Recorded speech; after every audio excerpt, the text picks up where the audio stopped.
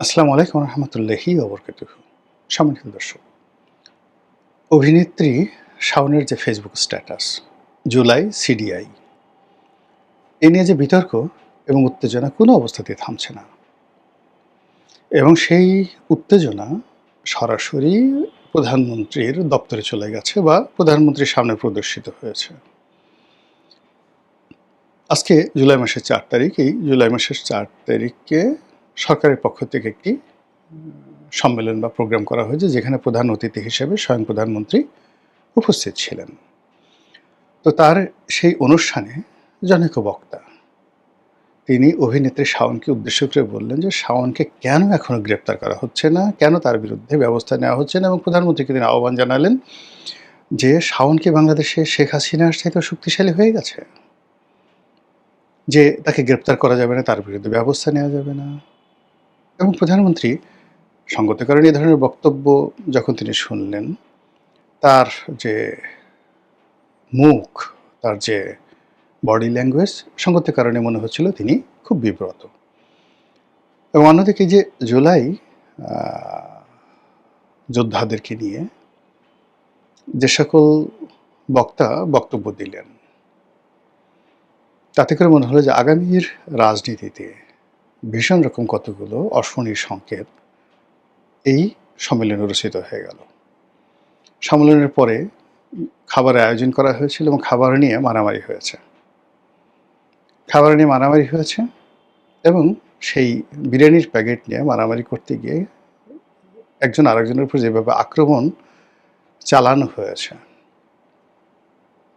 কেউ কেউ বলছেন যে অনেকে মানে একে অপরকে ঘুষি দিয়ে আর বললাম না, যাক অসুবিধা নেই, সেটা হয়েছে। আবার এই যে আজকের যে অনুষ্ঠানটা হবে, অনুষ্ঠানের যে আয়োজকরা আজকের দিনের সকাল পর্যন্ত, একদম মর্নিং পর্যন্ত তারা সিদ্ধান্ত নিতে পারেন না যে এই অনুষ্ঠানের শিরোনামটা কী হবে, নামটা কী হবে। এই হলো একটা বিশৃঙ্খল যে অনুষ্ঠান জুলাইকে নিয়ে সরকার করলো, দল করলো, কোনো দরকার ছিল না। মূল ব্যাপার হলো যে জুলাই এরকম একটা বিষয়, এটি ইতিহাস হয়ে গেছে, এটি লিখিত হয়ে গেছে।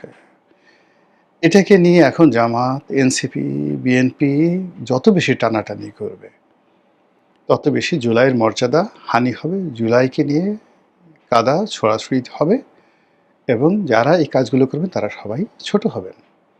প্রধানমন্ত্রীর উপস্থিতিতে নিজেদের বীরত্ব দেখানোর জন্য যখন বললেন যে আমরা আওয়ামী লীগের সব অফিসগুলো পুড়িয়ে দিয়েছি, সারা বাংলাদেশে আওয়ামী লীগের যত অফিসগুলো পুড়েছে সব আমরা করেছি, ছাত্রদলের এক নেতা বলেন তো এই কথাটা প্রধানমন্ত্রীর সামনে, এই কথাগুলো বলাটা প্রধানমন্ত্রীর জন্য, দলের জন্য কতটা বিব্রতকর। ফলে এই জুলাই সংক্রান্ত যে নেতিবাচক কথাবার্তা ইদানিং হচ্ছে, সেই কথাগুলো এখানে কিভাবে মানে যাকে বলে বারুদ হয়ে এখানে ফুটলো, আগুন লাগালো, এবং আগামী দিনগুলোতে এগুলো বুমেরাং হয়ে যাচ্ছে। আবার শাওন একজন অভিনেত্রী,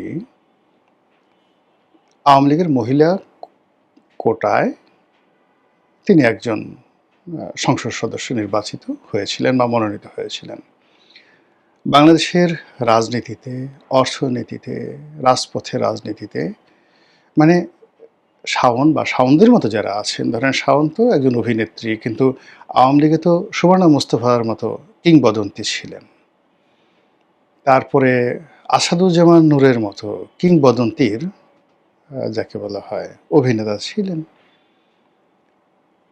এর বাইরে শাওনদের চাইতেও, শাওন বিতর্কিত, কিন্তু শাওনদের চাইতেও অভিনয়ে অন্যান্য যারা খুব অগ্রগামী ছিলেন, যেমন তারিন ছিলেন, আওয়ামী লীগ তাদেরকে মনোনয়ন দেয়নি। ফলে কি হলো, বা মমতাজ ছিলেন, সারা বাংলাদেশে মমতাজের যে জনপ্রিয়তা, সেই জনপ্রিয়তা শাওন বা অন্য যারা আছে তারা এখনও 1%ও সেই জনপ্রিয়তার জায়গায় পৌঁছতে পারেনি। সেই মমতাজও তো সংসদে ছিলেন। কিন্তু মূল ব্যাপারটা হলো যে নায়িকা, গায়িকা, অভিনেত্রী তারা যতই হন না কেন, ইভেন নায়করাজ রাজ্জাক থেকে শুরু করে আলমগীর, এই যে ফারুক সাহেব, বাংলা চলচ্চিত্রের মিয়া ভাই বলে খ্যাত বিখ্যাত অভিনেতা, মানে তিনি রাজনীতিতে এসেছেন এবং দলীয় রাজনীতিতে মানে ওই যে কক্সবাজার এমপি যে বদির যে গুরুত্ব, তার ১০০ ভাগের ১ ভাগ গুরুত্ব এই ফারুকের ছিল না, নায়ক ফারুকের ছিল না।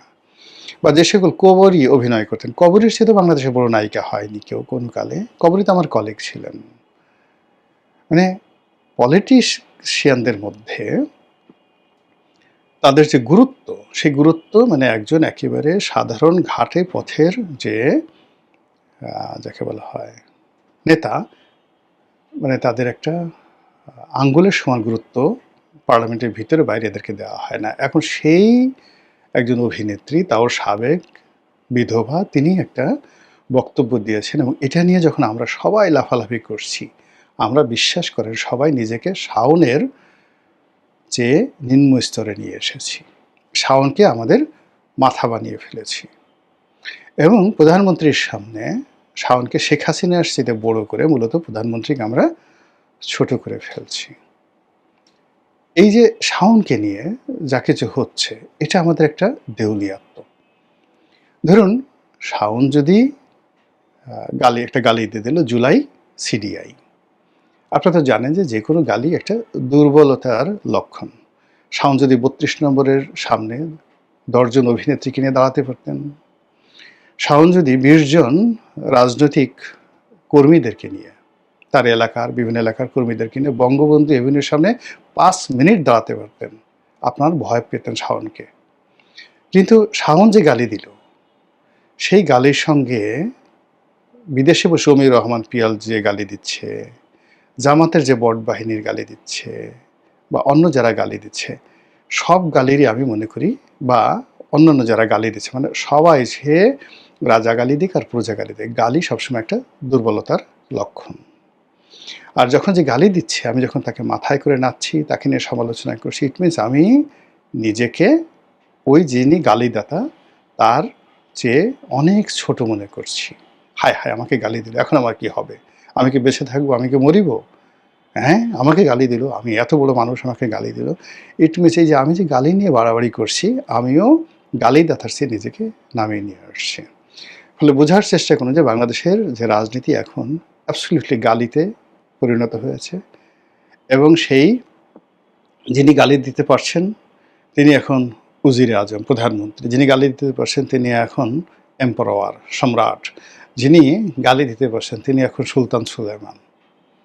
আবার গালিদাতাকে যদি কেউ প্রতিরোধ করতে পারে, তার বিরুদ্ধে কথাবার্তা বলতে পারে, তিনি রাজা মানব সিংহ, তিনি শায়েস্তা খান, তিনি নবাব আলীবর্দী খান, এরকম একটা ভাব সব চলে আসছে বাংলাদেশে। তারা অ্যাজ এ হোল আমরা কোথায় চলে যাচ্ছি, কোথায় চলে যাচ্ছি?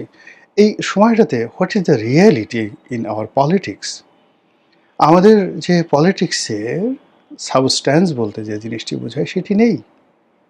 এখন যে যার মতো অবস্থান থেকে ঢাকা বিশ্ববিদ্যালয়ের ভাইস চ্যান্সেলরকে গালাগাল করছে, সেনাপ্রধানকে গালাগাল করছে, প্রধানমন্ত্রীকে গালাগাল করছে, শেখ হাসিনাকে গালাগাল করছে, শেখ হাসিনার সঙ্গে শাওনের তুলনা করছে, শাওনের সঙ্গে প্রধানমন্ত্রীর তুলনা করছে। এখন ধরেন শাওনকে যদি প্রধানমন্ত্রী গ্রেফতার করতে না পারেন, ওই যে বক্তব্য দিল, সে কি মনে করবে? সে মনে করবে যে শাওন শেখ হাসিনার চেয়ে শক্তিশালী এবং প্রধানমন্ত্রী তারেক রহমান শাওনের চেয়ে দুর্বল।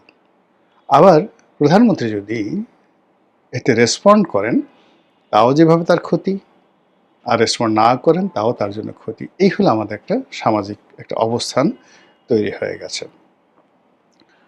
ফলে এই যে জুলাই মাস, এই যে আগস্ট মাস, এতে করে আমরা নিজেরা যত বিভেদ এবং বিসংবাদে জড়িয়ে পড়ছি, তত করে আওয়ামী লীগ এবং তার যারা লোকজন তারা আনন্দে লাফাচ্ছেন, দিল্লিতে লাফাচ্ছেন, তারা খুশিতে টকবক করছেন।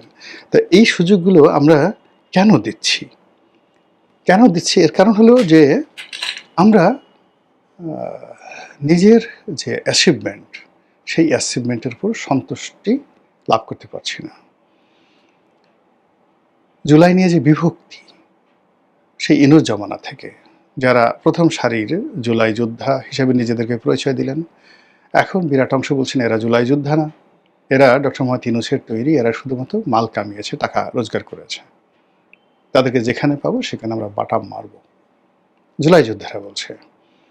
আবার আর এক পক্ষ বলছে যে না, দুনিয়া উল্টে যেতে পারে, আমরা হলাম গিয়ে ধর্মপুত্র যুধিষ্ঠির আমরা কখনো কোনো অন্যায় করিনি, আমরাই জুলাইয়ের অতি যোদ্ধা। এই জুলাই যোদ্ধাদের মধ্যে যে বিভেদ বিসংবাদ অ্যাটলিস্ট 4 থেকে 5টি গ্রুপ হয়ে গেছে ঢাকাতে। এদের বিরুদ্ধে চাঁদাবাজি, এদের বিরুদ্ধে হোটেলে মৌজ মাস্তি, এদের বিরুদ্ধে অফিস দখল, এদের বিরুদ্ধে টাকা পাচার, কি না বলেন তো। খুব অল্প সময়ের মধ্যে ছোট ছোট বাচ্চা ছেলে যাদের বয়স 30 বছরের নিচে, তাদের এক একজনের বিরুদ্ধে যদি 1000 কোটি টাকা, এইটা পাচার, ঘুষ গ্রহণ, দুর্নীতি, অনিয়ম, এই জিনিসগুলো আসে, এদের বিরুদ্ধে যদি দুর্নীতি দমন কমিশন থেকে শুরু করে এদের মানে মাথা খারাপ হয়ে গেছে। দুর্নীতি দুদকের এক কর্মকর্তা বলেছিলেন যে এই জুলাইকে ব্যবহার করে যারা দুর্নীতি করেছেন তাদের বিরুদ্ধে এত অভিযোগ আসছে যে দুদকের জীবনে কখনো এই ধরনের অভিযোগ আসেনি। টিআইবি থেকে শুরু করে অন্য যে সকল প্রতিষ্ঠান দুর্নীতি নিয়ে, অনিয়ম নিয়ে রিপোর্ট করেন, তারা সবাই বলেন যে ইউনূসের জামানাতে যে অনিয়ম দুর্নীতি হয়েছে এটা কোনোদিন হয়নি। সংসদের স্বরাষ্ট্রমন্ত্রী প্রধানমন্ত্রীকে অনুরোধ করছেন যে এই সময়ের দুর্নীতি তদন্ত করা হোক। এর কারণ হলো এই যে টাকাটা, ব্ল্যাক মানিটা যাদের হাতে চলে গেছে, তারা এখন মানে সমাজে দাপিয়ে বেড়াচ্ছে। সরকারের জন্য থ্রেট, সরকারের জন্য কিন্তু আওয়ামী লীগের দাফন কাফন হয়ে গেছে। থ্রেট না, থ্রেট হলো ওই সমস্ত লোক যারা জুলাইকে ব্যবহার করে, জুলাই যোদ্ধা পরিচয় দিয়ে হাজার হাজার কোটি টাকা লুটপাট করে এখন এই সমাজে দাপিয়ে বেড়াচ্ছে এবং সরকারের সামনে বড় বড় কথাবার্তা বলছে। এদেরকে সরকার যদি দমন করতে না পারে তাহলে আগামীতে আওয়ামী লীগ লাগবে না, এরাই সরকারে 12টা বাজাবে। তো এরকম যখন অবস্থা হচ্ছে, ঠিক সেই অবস্থাতে একজন অভিনেত্রী একটা গালি দিয়ে ফেললেন বা একটা ফেসবুক স্ট্যাটাস দিলেন, আর এটা নিয়ে এখন সরকারি দল, বিরোধী দল, জুলাই যোদ্ধা, রাজপথের যারা লোকজন তারা লাফাচ্ছে। আবার অন্যদিকে আওয়ামী লীগের যারা লোকজন আছে একেবারে দেশি বিদেশের সবাই, তারা মনে করছে যে আমাদের lady with the lamp, Florence Nightingale অথবা ধরুন মহারানী ভিক্টোরিয়া, এদের চাইতেও এখন শাওন তাদের মাথার মণি, মাথার মুকুট, মাথার তাজ। এবং অবস্থা দৃষ্টি মনে হচ্ছে আগামীতে তারা শাওনকে আওয়ামী লীগের সভানেত্রী বানিয়ে ফেলবেন, অথবা শাওনকে দলের সেক্রেটারি বানাবেন।